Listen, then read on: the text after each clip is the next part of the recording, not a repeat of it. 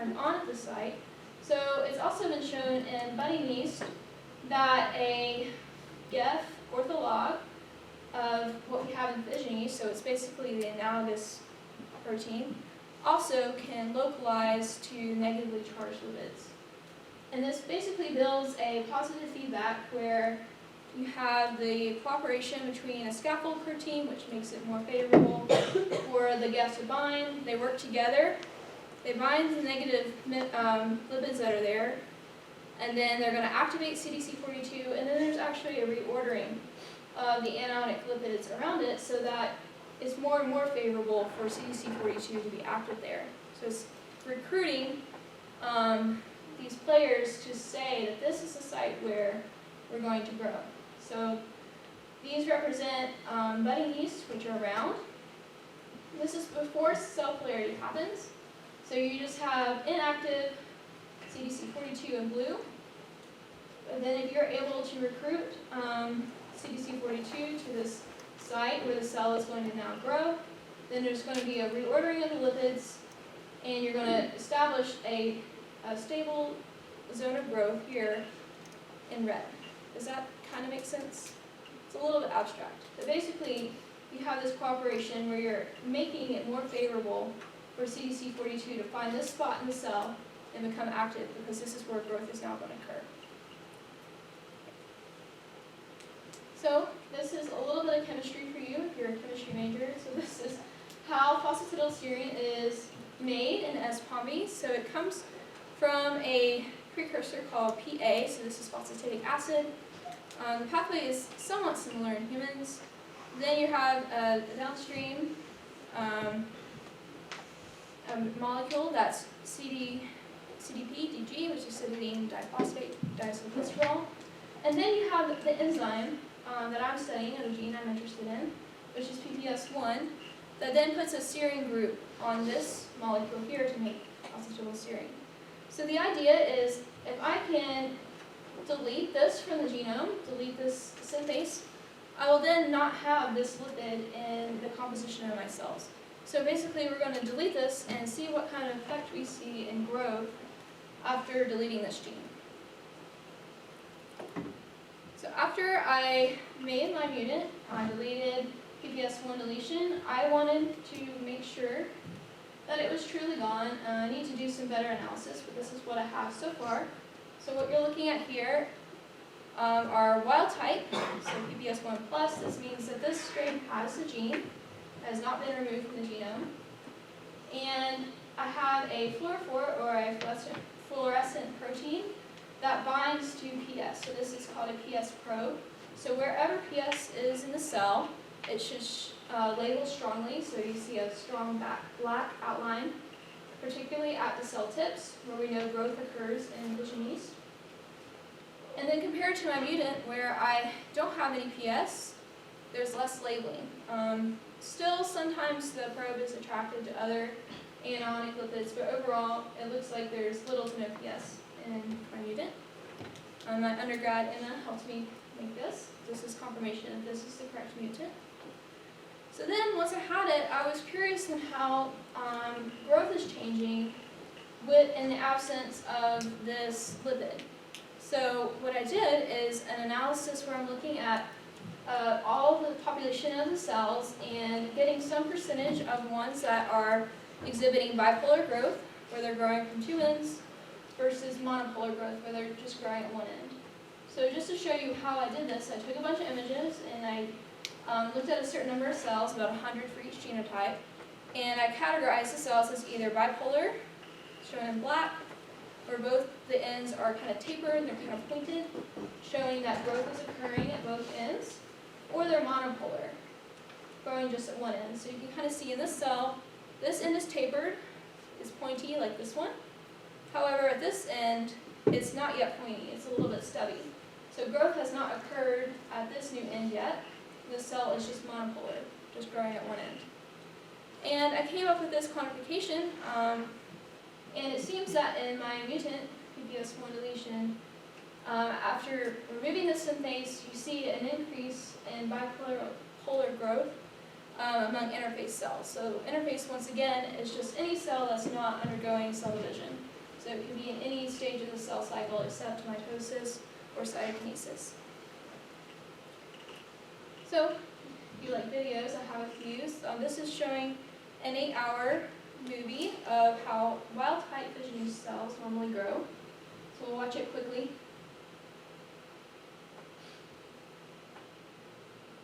From this movie, I wanted to measure the relative growth rate, so like how long the cell is growing in microns, which is a unit of length per unit time. I wanted to know the generation time of the strain, so like how long it takes for one cell to divide and to produce 2 cells from that. I also wanted to know the timing of cell separation, so how long does it take for basically cytokinesis to complete, and then also look at the rate of the old end growing versus the new end. So that was wild type. Now watch the mutant. This is once again an 8-hour movie.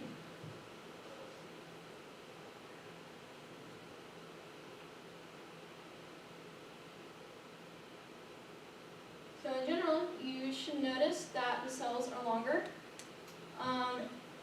To me, it seemed like the generation time was a little bit longer, so I actually did some quantification to establish that.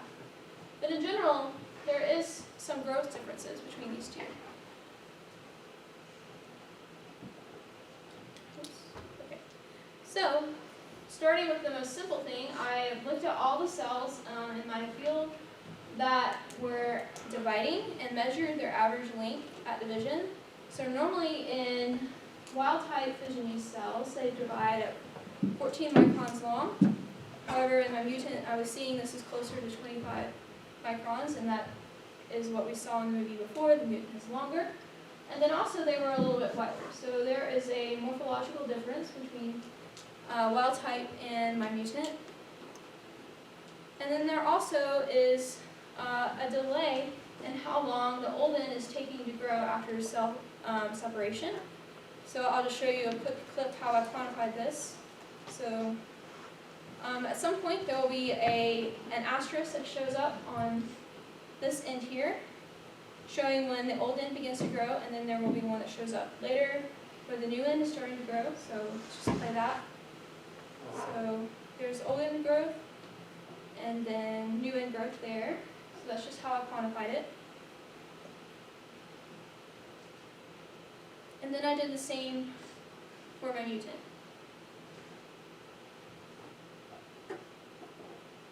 And on average, I found that it takes the mutant a little bit longer, about 25 minutes, in order for the old end to start growing, when in wild type, you see that in about 21 to 22 minutes. So this is my raw data.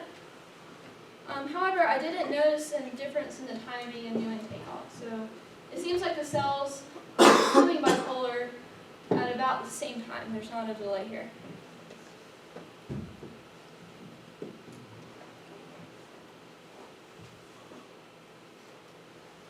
It also appears that once this gene PPS1 is removed from the genome, it also takes the cells less time to separate. So on average, it takes about 15 minutes for a wild-type cell to complete cytokinesis and then split into 2 cells. In the mutant, this is a little bit accelerated by about 3 minutes, so about 12 minutes on average. And then finally, the most striking thing was that the growth rate is about double what you would see in wild type in this mutant. So this is measured in microns per minute. So micron is a unit of length. Per hour is growth rate. And so you would normally see a growth rate of a little less than 2 microns per hour in these about 14 micron length cells. However, in the mutant, once again, they're longer, about 25 microns at division. They're growing at about 3 microns per minute with that strange outlier there. And then also the generation time is longer for the mutant. So they're taking longer to divide. So they grow and grow and grow longer, and then divide at a longer length.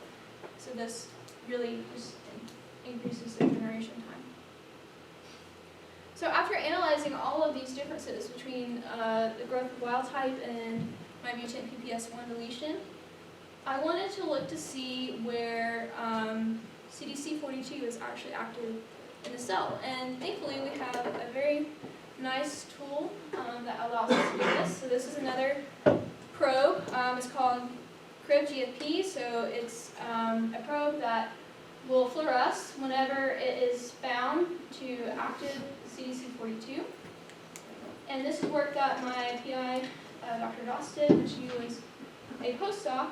She showed that there's actually an oscillating periodicity for active CDC42 in the genies. So you can see at time 0 minutes, CDC42 is active here. Then it will go to the other cell tip, be more active there, and then repeat in this fashion as the cell becomes longer and longer. It oscillates. And this is due to a time-delayed negative feedback loop. So what is happening as CDC42 becomes active to a certain size and certain degree, it's actually going to trigger its own negative feedback. So then the activity will then go to the other cell tip, leading to this oscillation. And this is one of the things, and this is something that's true for all biology. In order to see oscillation in any system, you have to have some mechanism of time-delayed negative feedback. So I did the same kind of movie in wild type and my mutant to look for the oscillating pattern of CDC42 to see if it's the same or if there's something else different going on. So I'll play wild type first. This is in a 30-minute movie.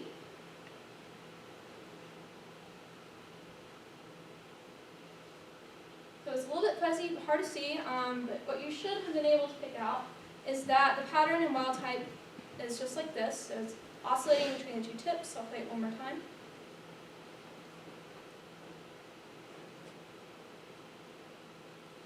And then I did the same thing for my mutant. So I'm looking to see if the dynamics are the same or if they follow a different pattern.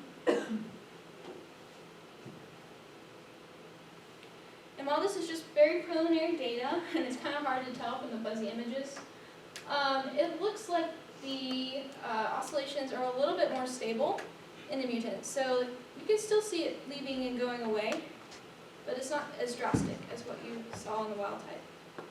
So what we're thinking is that somehow we're not able to trigger this negative feedback loop, leading to more of a stable crib, because we're not seeing as much oscillation.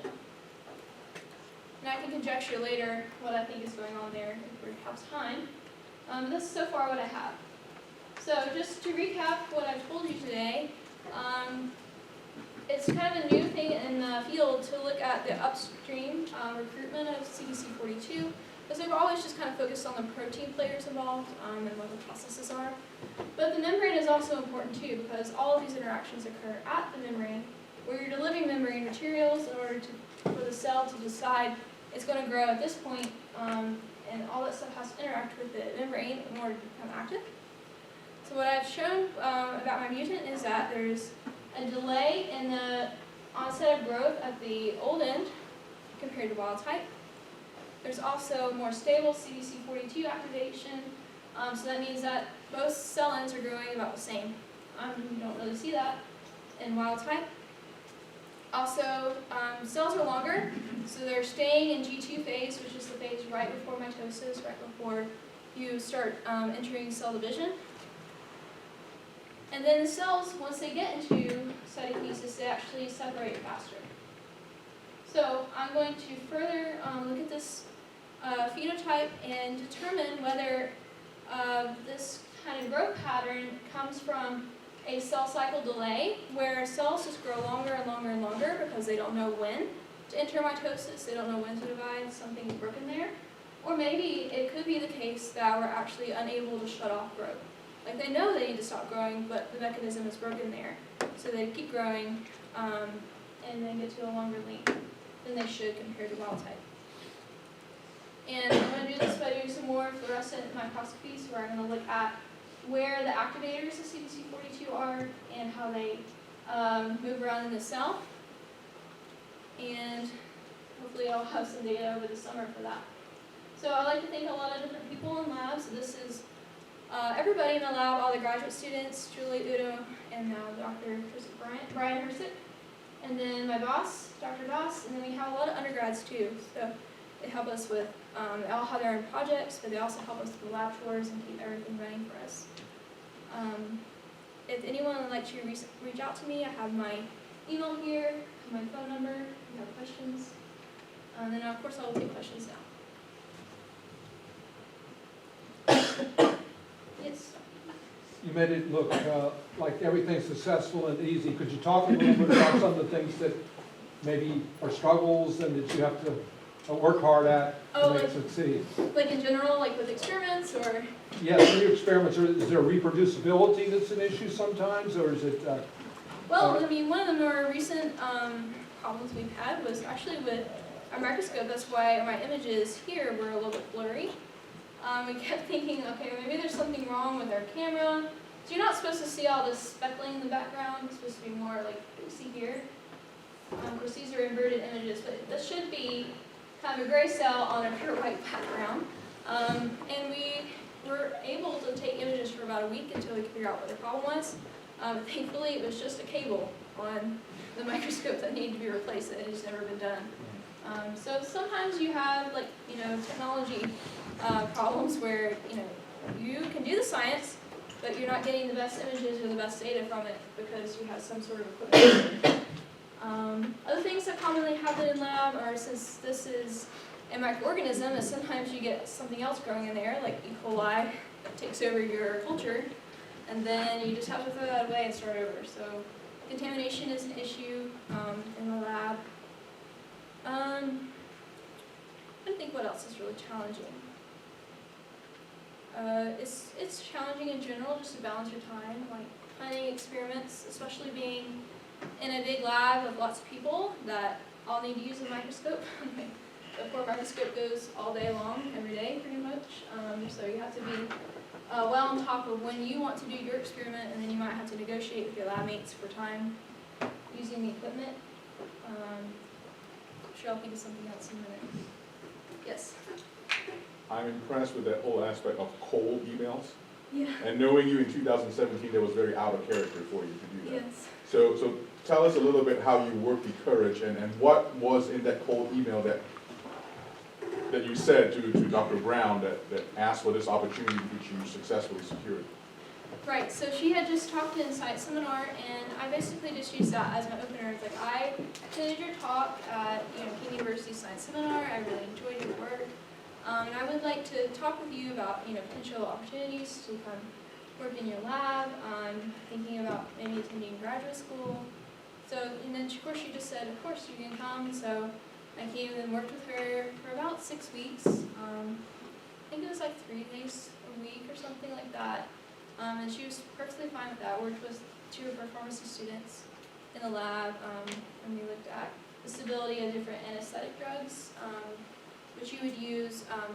She was trying to develop a system of testing for allergy to such drugs before you administer them to patients, because they, some people are allergic to them, and it can be fatal if they're administered prior to the procedure.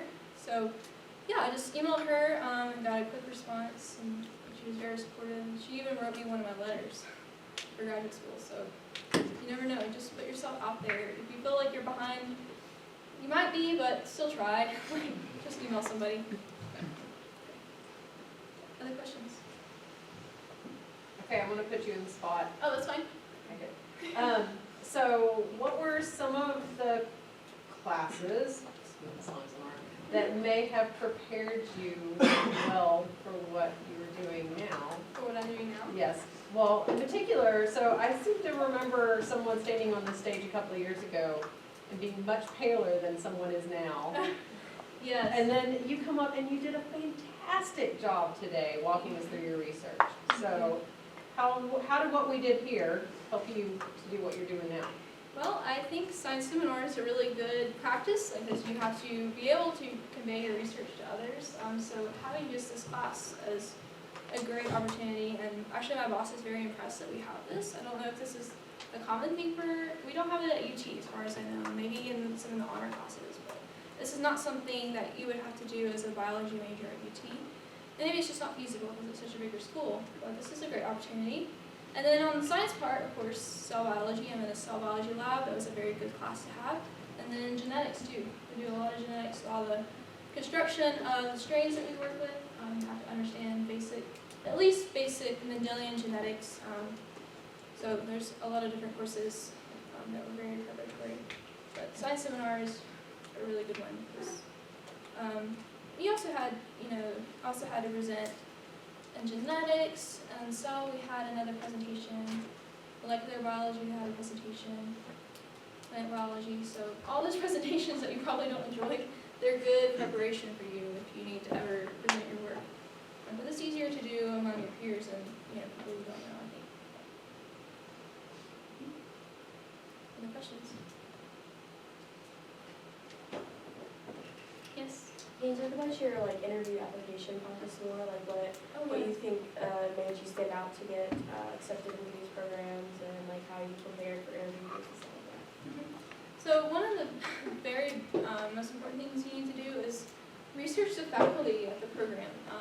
This was something that wasn't done by the interviewing class a year younger than me.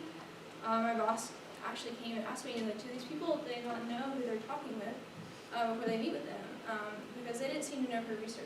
So if you're going to be talking with somebody, read their faculty page, and at the very least, hopefully look at some of their research and know what they work on, because otherwise they're just going to have a conversation where they're just telling you what they work on when you could have already read that. Just being genuine, knowing your goals, or at least have some idea what you want to do with a PhD, knowing why you want to come to that school in particular, what their strengths are. You don't have to be set on working with a particular person. Oftentimes that's actually a liability. It's good to be open-minded about what lab you end up going to, but have something in mind that you find fascinating about biology and that is drawing you into research graduate school. Any questions? What were the topics of the other labs that you rotated in? Oh yeah. What they studied? So I kind of did very diverse rotations. I did one in a computational modeling lab, so it was all synthetic biology, where we were.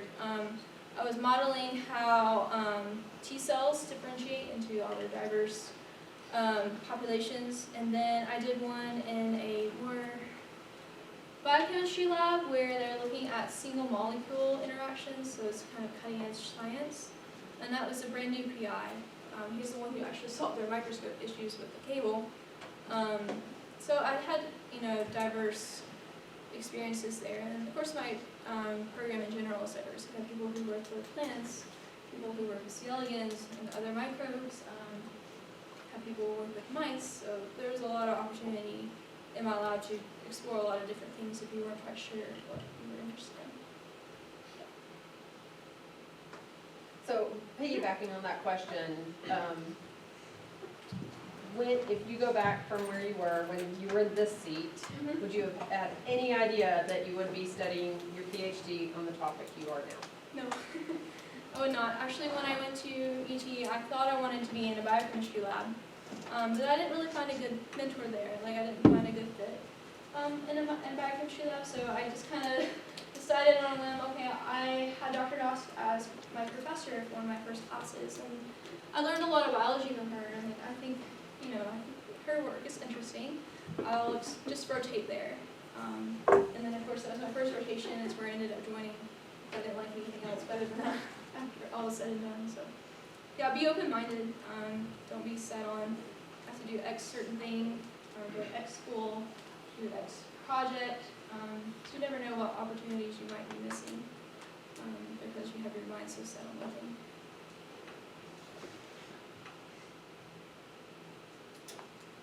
Do you have classes now, like your Yes. content classes? Yeah, I'm taking a course right now in light microscopy. It's actually taught by one of my committee members, and then I'm taking a class on grant writing. So actually, it's kind of unusual for me to be taking 2 classes in one semester, but I'm not teaching. So usually your boss will work with you on that if you have a heavier class schedule. Just try to and not make you teach that semester. If you're taking the prelim. I just have one class last fall, It was, of course, learning Python, which is coding.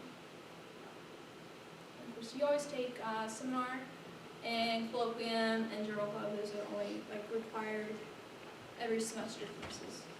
Those it's mostly attendance, right? Yes. Do you have a class like to learn with Python and R and all that? Yes, I took a class last semester where I learned specifically Python, and then going back to my course list, for R, we learned just a tiny little bit in what's called experimental techniques. So this one is more like, okay, what are the average or the general techniques if you were working in a biochemistry lab? What are the general computational techniques? So I don't know very much of R, but we covered some basics of it in this class. And then I think they have other classes that are dedicated just to R. They're on the advanced procedures, yeah. Were you expected to know any of that before you came in? No, most people in my program don't have strong or any computational background, but that's the way of biology for the future. So if you have an opportunity to learn any of those programming languages, take it. Because we're getting more and more data every day, and it's becoming a lot to analyze. If you don't want to do it all by hand, that's going to take you longer to graduate. You want to have some way to automate it. So if you can learn some of these systems, or at least have a collaborator, then that'll help you a lot. Yes. Could you talk a little bit about the sort of things you're reading and where they come from, and what types of discussions go on among the people in your group? What's the dynamic there? So I think we have a pretty good like sharing of knowledge. Like if we're reading an interesting paper, like we'll take it to our boss, or we'll share with each other. We have lab meeting every Friday, and so we either do a research update among all the students, or we can have what's called a journal club, where somebody chooses a recent paper that pertains to our lab's work, and we'll go through it figure by figure, and like talk about what the implications are. So I look in all kinds of journals, big journals, and then also small journals, like Journal of Cell Science. So there's a lot of sources that we look into. But in general, like we try to, and our boss gets onto us sometimes. She's like, you need to be reading more. But of course, you can always read more. You can never read too much. But we do share knowledge among each other because we're working in a group, and all of our projects are somewhat interrelated. Overall, we're looking at how cells grow, how they regulate division. So we have some people like Julie, who focuses more on cell polarity, and then Udo is more on cytokinesis or cell division. But there's a lot of interconnectedness because all the players are involved with both processes. So we do share what we're learning, what we're reading.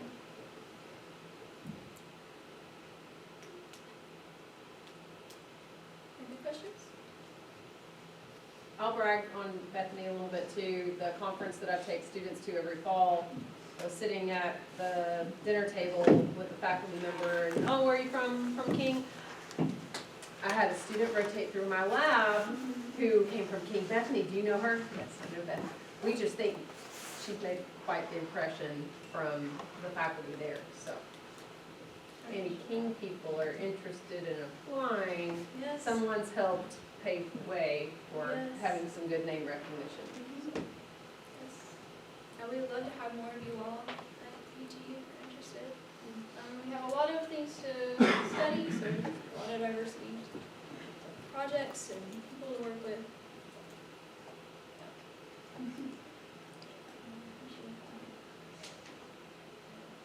Any other questions? And of course, if you have questions later, if you'd like to talk more in person, here's my contact information. Just reach out to me whenever you